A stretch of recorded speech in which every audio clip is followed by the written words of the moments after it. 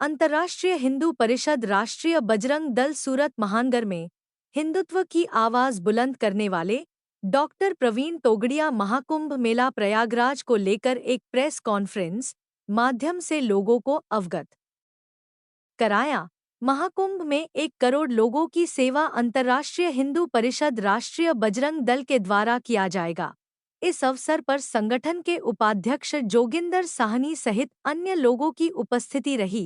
हरेश राजपूत के साथ महेंद्र सिंह परमार की रिपोर्ट। बधाज सरसंघ चालक અને શંકરાચાર્યજી સંતો હિન્દુ સમાજને આગળ લઈ જવાનું કામ કરશે અને આગળ જતા સાથે બેસીને હિન્દુ સમાજને કઈ રીતે આગળ લઈ જવો એની ચિંતા કરશે એવો બધા ઉપર મારો પૂરો વિશ્વાસ છે। મંદિરના ખોદકામને લઈને જે દાવા કરવામાં આવે છે તે એવું કેવું છે કે આ તો હવે કોમન છે કે બધે નીકળવાનું છે, તો આપણે શું કરી શકીએ?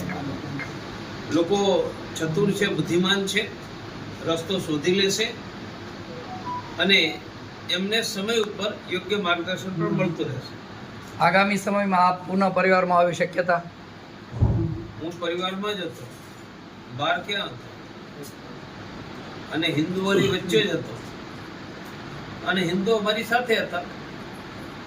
હા, હવે મેં બધાની સાથે મળીને સાથે કામ કરી અને બધાની શક્તિ હિન્દુ સમાજ માટે સાથે મળીને લાગે એમાં મારી શક્તિ પણ હિન્દુ સમાજને આગળ લઈ જવા માટે લગાડવાનું સાથે મળીને નક્કી કર્યું છે। રાજકારણમાં આવવાનો કોઈ ભવિષ્યનો કોઈ પ્રયાસ? અત્યારે તમારી વચ્ચે શું?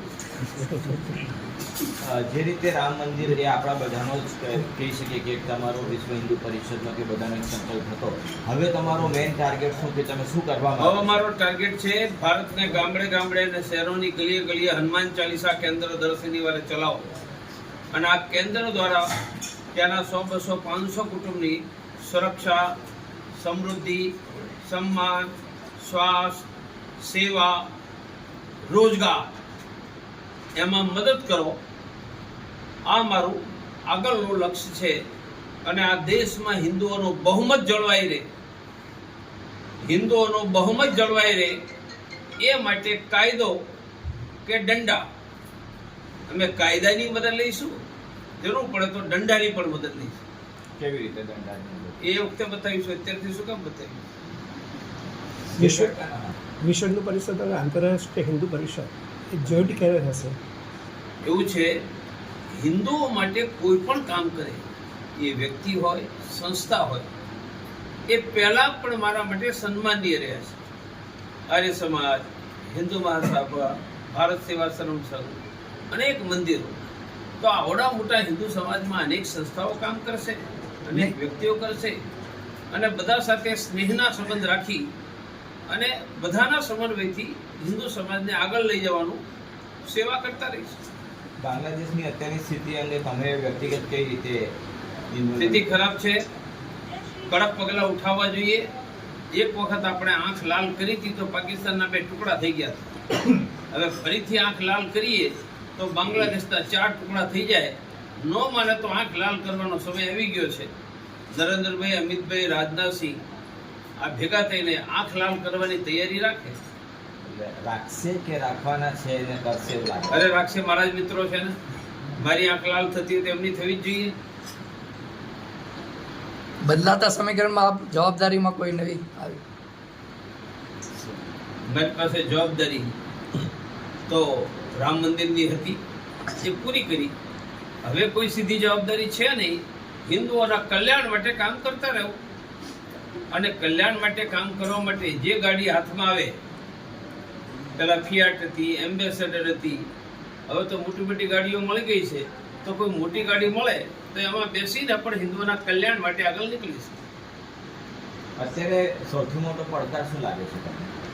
સૌથી મોટો પડકાર દેશમાં હિન્દુ સલામત રહે, બાંગ્લાદેશમાં હિન્દુ સલામત રહે, હિન્દુઓની બહુમતી ભારતમાં જળવાઈ રહે, સંખ્યા ઘટે નહીં, હિન્દુ યુવાનોને રોજગાર મળે, સસ્તી શિક્ષા અને શિક્ષા પછી નોકરી મળે અને ખેડૂતોનું કલ્યાણ થાય। આ સૌથી મોટા પડકાર છે. સરકાર પણ કરે અને આપણે પણ કરીશું. બાંગ્લાદેશની સ્થિતિમાં સરકારનું સ્ટેન્ડ કેવું લાગ્યું તમને અત્યાર સુધી? રાહ જોઈ રહ્યો છું. લાલ આંખ બતાવશે એવો મારો વિશ્વાસ છે.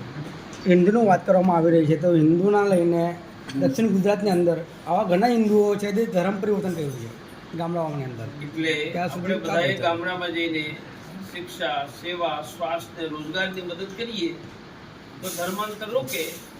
એ કરી રહ્યા છે. બહુ મોટી યોજના મેં હનુમાન ચાલીસા કેન્દ્ર દ્વારા બનાવી છે. એ ધર્માંતર રોકવામાં પણ મોટી મદદ કરશે. सर उत्तर प्रदेश की धरातल पर जो महाकुंभ लग रहा है कि आपकी टीम किस तरह से वहाँ पे काम कर रही है करेगी? उनमें तीर्थ यात्रियों को करोड़ों को खिलाएगी, चाय पिलाएगी, कंबल देगी, रहने की व्यवस्था देगी, गर्म पानी पीने के लिए देगी. ऐसी व्यवस्था की हमने तैयारी की. ठीक है, धन्यवाद. Thank you very much. भोजन के लिए